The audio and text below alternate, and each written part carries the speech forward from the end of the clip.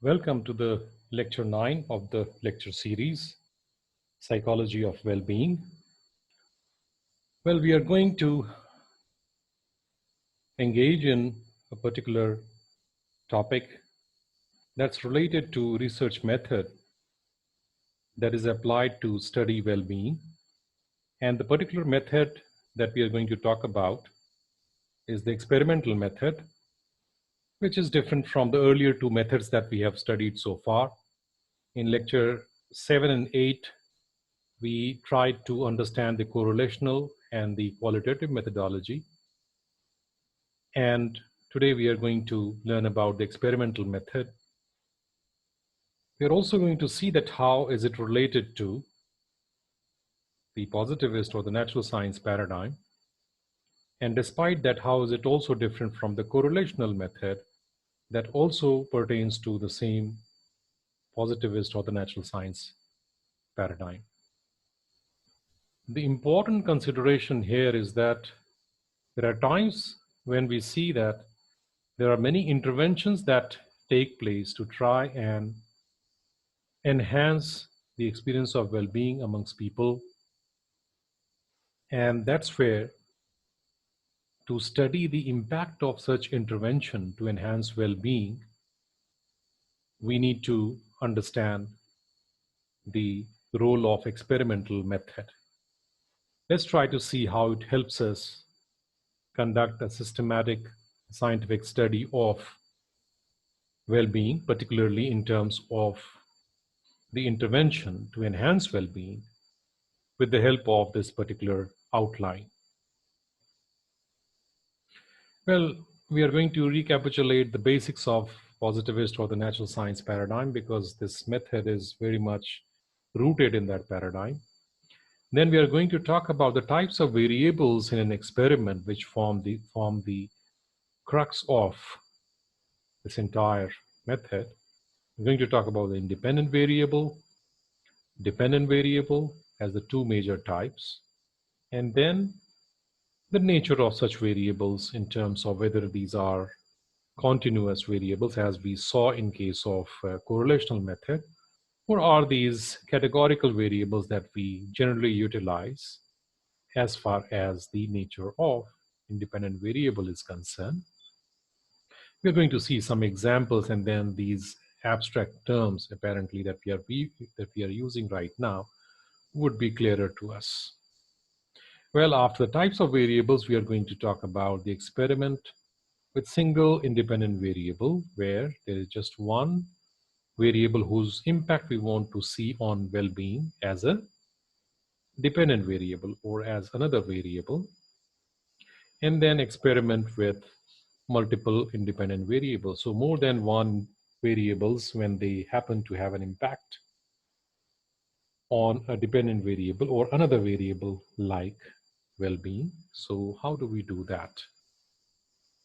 And that's where within the multiple independent variables model, we are going to study two different types of effect related to the effect that independent variables have on the dependent variable. So we are going to study the main effect and interaction effect.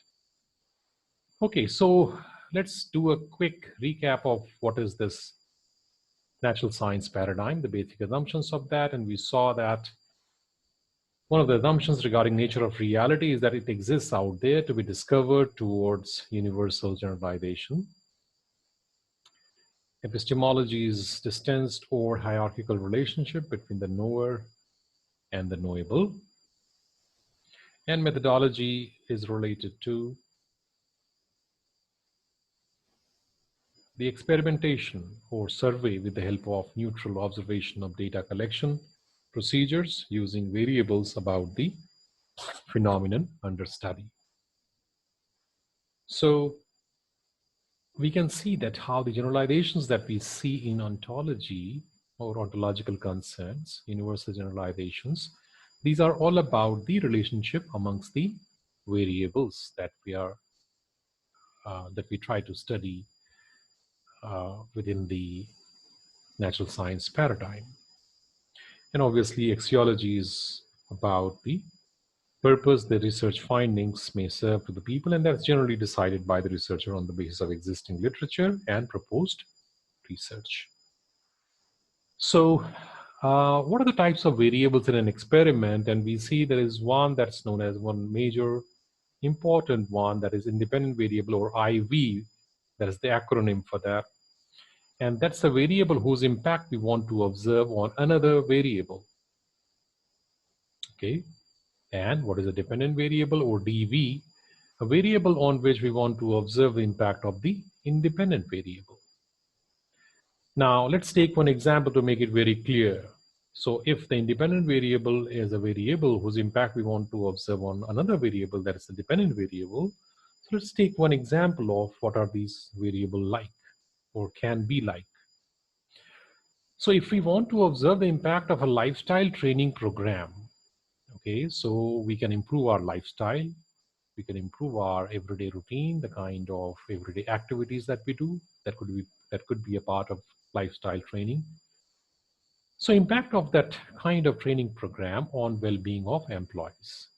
Now in that case, the lifestyle training program is the independent variable, or IV, and well-being is the dependent variable, or the DV, in this experiment. Well, we also utilize categorical variable primarily as the independent variable, which means that as we saw their lifestyle training program, obviously we can see that in one category, we say that there are people to whom no training has been given, no lifestyle training has been given on, and on another level, or in a different category, we have people who have been given the lifestyle training program. So that's how it becomes a categorical variable. And generally, the dependent variable is a continuous variables, like, there are no high, low, no training, yes training, no training, or presence of training. So that's not generally there. So dependent variable is a continuous variable. There's a continuum, let us say, on well-being, which can be measured from 1 to 10. So that's the continuum. So as we just mentioned, the example could be IV, or lifestyle training, can have two levels or categories, training and no training, whose impact we want to see on dependent variable, that is well-being.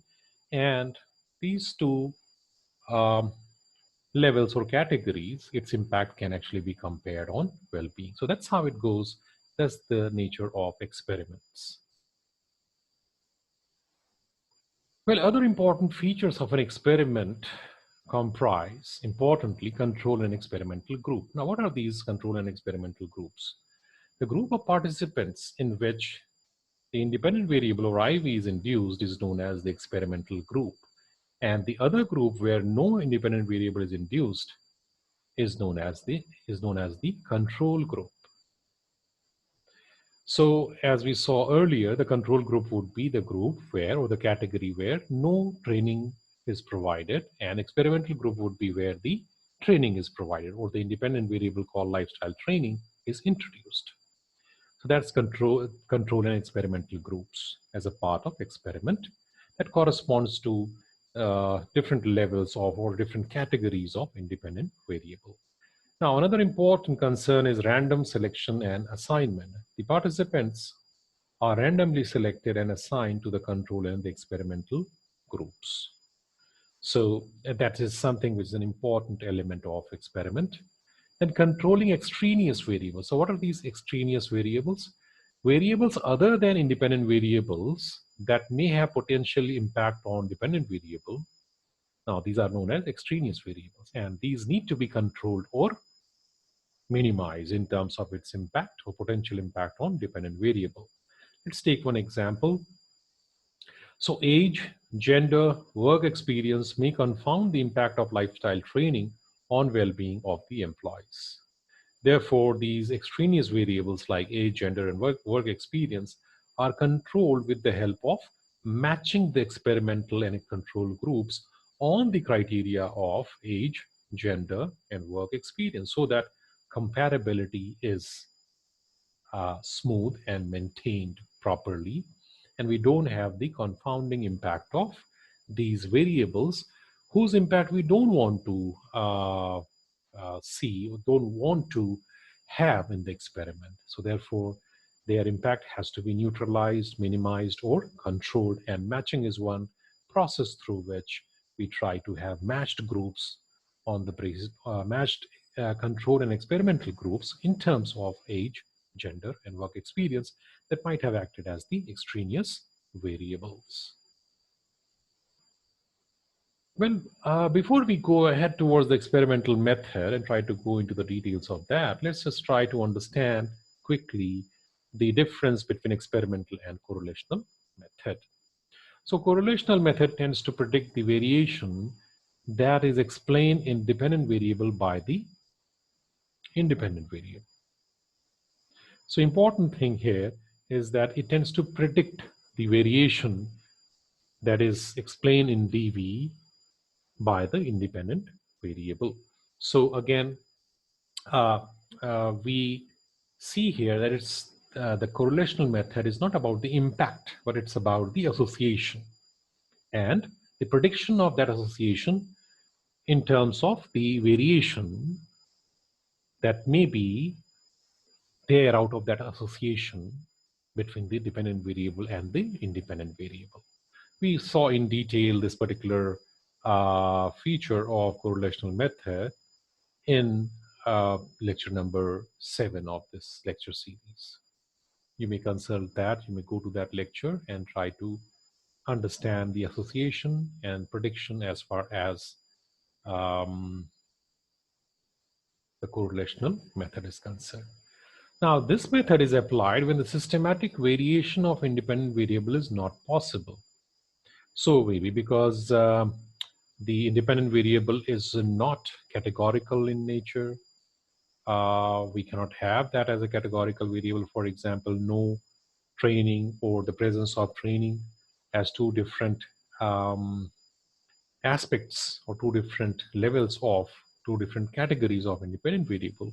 So in that case, when the non-categorical or the continuous variable is the nature of the independent variable or the predictor variable, we find that we use correlational method, and experimental method is not possible because experimental method tends to utilize the categorical variable as its independent variable. So for example, if one is interested in understanding relationship between well-being and gaming addiction, then rather than having one or more than one experimental group where well-being or different levels of it can be induced, scores on the whole sample of participants without categorizing them into experimental or control groups on well-being and gaming addiction are subjected to correlational analysis. So we see that if we have gaming addiction as the predictor, or we can also say maybe the we can term that as independent variable also. It is used interchangeably. Particularly in correlational method, the independent variable is considered to be predictor variable.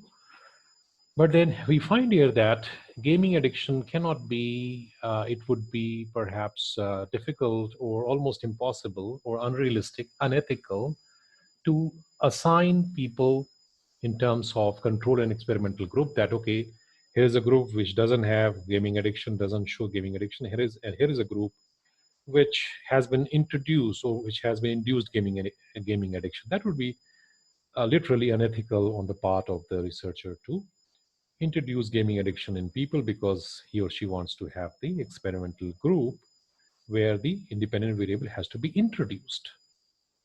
So we just take the various data sets on gaming addiction, let us say on a scale of 1 to 10 or 1 to 20 amongst people, and we take it as a continuous variable. Why? Because gaming addiction may have the range of 0 to 20 on the scale of 20 if we use that. So that's how we tend to have the correlational method where the categorical nature of, or the categorical independent variable may not be available for us. So it's always good to have the continuous variables, and we tend to see the association between that with the dependent variable or the criterion variable. Okay, so if that is fine, then let's try to understand experiment with single independent variable. So let's take IV to be lifestyle training control group, um, which is one of the categories or levels of independent variable.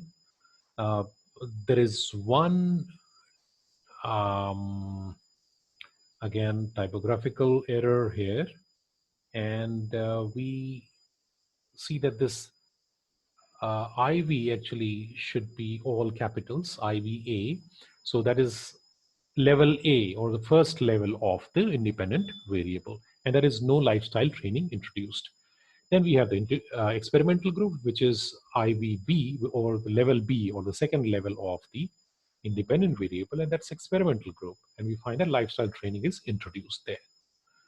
And then dependent variable is well-being. We want to see the impact of lifestyle training on dependent variable. And first group, there is no training introduced. Second group, training is introduced. So table 1 gives us some results of the scores of well-being in two different groups, control and experimental group. So IVA and IVB correspond to no training and training respectively, and the mean on well-being of, let us say, 20 participants, 20 each in IVA and IVB. These are under no training, it is 4.5 out of 10, and in training condition, it increases to 6.5. We can see here that there is an impact of training, lifestyle training on well-being, because we see that there is an increase in the score of well-being where lifestyle training has been introduced. Okay, so it is out of the scope of this course to go into the statistical significance of this difference between the means, but it's going to be important for us to notice that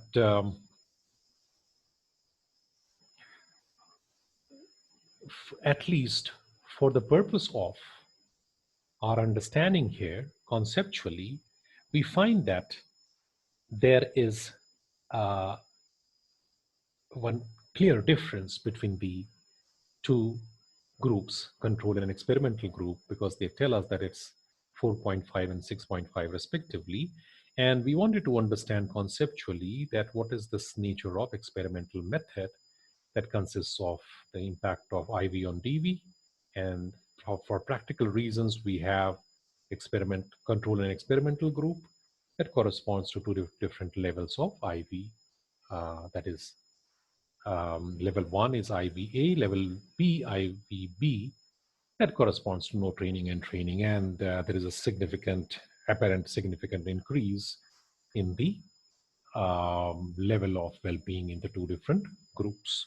So this is how we tend to understand the experiment with single independent variable. What happens if we have more than one independent variable? And this is where we find that experiment with multiple independent variables. Let's take one example, IV1, or the first independent variable is lifestyle training, and control group corresponds to no lifestyle training introduced. Experimental group is lifestyle training is introduced. IV2 is team feeling. So there could be a situation like, sports or games related situation where we may have team feeling, in comparison with a situation where in a classroom setting where we are kind of more interested in our own achievement, our own learning, rather than having a team feeling in the classroom situation. So it's important to also see that how does lifestyle training and the team feeling may combine to have an impact on well-being. So control group here would be no team feeling, which is classroom setting. Experimental group would be team feeling, getting introduced with the help of games and sports setting. And again, DV for both the independent variables is well-being. Let us see how we understand the impact of these two IV on DV. And that is where it's important to understand two different terms here. One is known as main effect. The other one is interaction effect in experimental method. What is main effect? The main effect of an independent variable is found out by plotting the mean scores of its levels, that is, mean of values in each column of IV1 and the mean of values in each row for IV2 as given below in table 2. And we're going to see that again in table 2. And okay, so this is where table 2 is. So main effect would be 4.5 for IV1 and 4.6 for IV2, which correspond to the two column. And then main effect of IV2 would be in terms of the means corresponding to the rows, which is 3.5 for IV2A and 7.5 for IV2B. Okay, so then we come to interaction effect. If the effect of level of IV1, which is lifestyle training, varies on different levels of IV2, that is team feeling, then such an effect of a combination of IVs on DV is known as the interaction effect. Well, it is found out by plotting the scores in the cells representing data matrix created by the levels of IVs here. And we find that as we plot these scores, we are going to understand the main effect and the interaction effect there. So let us proceed to try and plot the values corresponding to main effect as well as interaction effect. We'll begin with the main effect.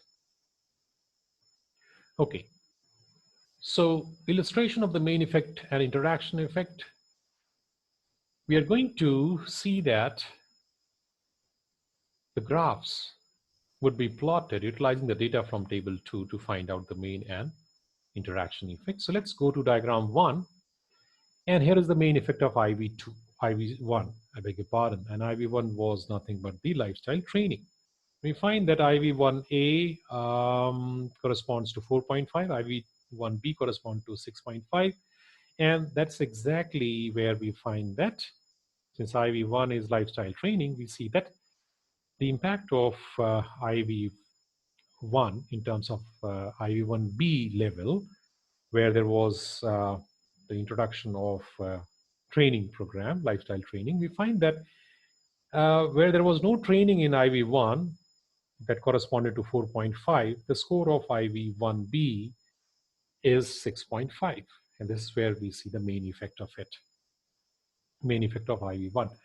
Okay, so what does it tell us? The line joining the means corresponding to effects of IV1 and IVB on the DV in diagram 1 is not parallel to x-axis and show the main effect of IV1 on the DV. One can conclude that lifestyle training has an impact on well-being of the employees. Let's move on to diagram 2, where we try to see the main effect of IV2. What is that IV2? Again, we find that that was the independent variable related to team feeling. And we find that the score increases from 3.5 that corresponds to no team feeling in the classroom setting, that corresponds to classroom setting, to 7.5 that corresponds to team feeling in the games and sports setting. And this is what we happen to interpret, that the line joining the means corresponding to effects of IV2A and IV2B on the DV in diagram 2 is not parallel to x-axis, which means that it has some significant slope greater than 0, greater than tan 0, which is 0, and show the main effect of IV2 on DV. One can conclude that team feeling, that is IV2, has an impact on well-being of the employees. We move on to the last one, which is diagram 3, and that is where we find that whether or not there is an interaction effect. Let us observe this particular diagram. We have got IV1A and IV1B conditions that corresponds to no lifestyle training in IV1A and lifestyle training introduced in IV1B. That's given on the x-axis. And we find that there are two lesions given there, IV2A and IV2B. we find that under IV1A condition, um, or let's put it this way, that IV2A is the blue line, and we find that when there is no team feeling that corresponds to IV2A, we find that the scores on no training introduced is 4, and the scores on training introduced is 3, which is more or less similar. But when we talk about the brownish line that corresponds to IV2B, which is where the team feeling comes in, we find that the scores changes from 5 to 10. 5 when we find that there is team feeling setting, which is the sports setting, and the within that team feeling setting or the sports setting, we find that where there was no training introduced, lifestyle training introduced, it was 5, the score was 5. And when there was lifestyle training introduced in IV2, IV1B, we find that the score increases from 5 to 10. And let us look at the interpretation now. Interaction effect is that if the effect of level of IV1, that is lifestyle training, varies on different levels of IV2, that is team feeling, then such an effect of a combination of IVs on the DV is known as interaction effect. Okay, and that also corresponds to the fact that the slope of these two lines, one blue line that corresponds to no team feeling condition or the classroom setting condition, and if we compare its slope with the slope of the brownish line that corresponds to team feeling condition over the two levels of IV1, that is no lifestyle training and then lifestyle training introduced, we find that there is a clear difference in the slopes of these two lines connecting different levels of values on dependent variable corresponding to 4 different combinations of IVs, IV1 and IV2. So because of that difference in the slope of these two lines, we conclude that there is an interaction effect observable here. So in this particular experiment, we saw that both the main effects, for example, the main effects of uh, training program, lifestyle training program, as well as the main effect of team feeling on well-being that we saw in diagram 1 and diagram 2 respectively, these are very much present, the main effect of those two independent variable taken singly, taken alone, and then when these are combined, we find that there is a clear impact of the different levels of one independent variable on the effect of another independent variable on the as combined on the dependent variable, and that's what is presented here. And it's important to see the difference in the slopes of these two lines, the brownish line as well as the blue line, as explained earlier. And we happen to conclude that it's not only that well-being is impacted by training program and team feeling separately, but different combinations of the various levels of training program as independent variable 1 and team feeling as independent variable 2, we find that there is a clear change in the impact of various levels of one independent variable on dependent variable as a function of different levels of, or on the values of different levels of the another independent variable.